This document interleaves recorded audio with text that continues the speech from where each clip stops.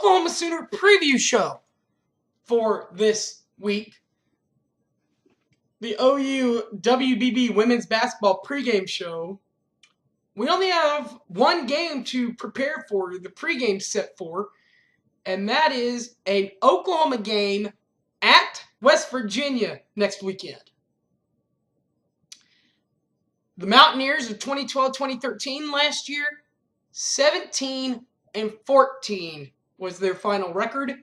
They lost in the NC2As in the first round, 63-56 to Delaware. Their head coach in his 12th year is Mike Carney.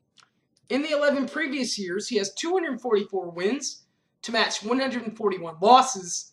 It's a winning percentage of 6.34, and all 11 years have been at West Virginia. The returning Mountaineers, number 1 and number 2 respectively, are number 1 and number 2. Number 1, Crystal Caldwell, and number 2, Taylor Palmer. First of all, Crystal Caldwell, she averages 13.10 points per ball game, averages 0.77 assists per ball game last year, and she averaged 4.52 rebounds per ball game last year for the Mountaineers. As far as number 2, Taylor Palmer, Taylor averaged 9.34 points per ball game, 1.45 assists per ball game, and 2.58 rebounds per ball game last year for West Virginia. As for the Sooners of 2012-2013, as we all know, they went 24-11, losing in the Sweet 16 to Tennessee, 74-59. Sherry Cole's in charge of the Sooners again for entering her 18th career season at Oklahoma. In the 17 previous, she has 381 wins to match 171 losses. It's a winning percentage of 6.80. And they have all been at Oklahoma. Returning scorers number 3 and number 4 respectively for Oklahoma. Starting with number 3, Aaron Ellenberg, who averaged last year 18.69 points per ball game last year, right at 2 assists per ball game, and averaged 3.34 rebounds per ball game last year for the Sooner Nation. Number 4, Nicole Griffin is the other returning scorer. She averaged 11.26 points per ball game last year, while averaging 0.91 assists per ball game and 4.89 rebounds per ball game last year for Oklahoma. As I talked about, there is only one game to talk about, so therefore I want to bring this up also.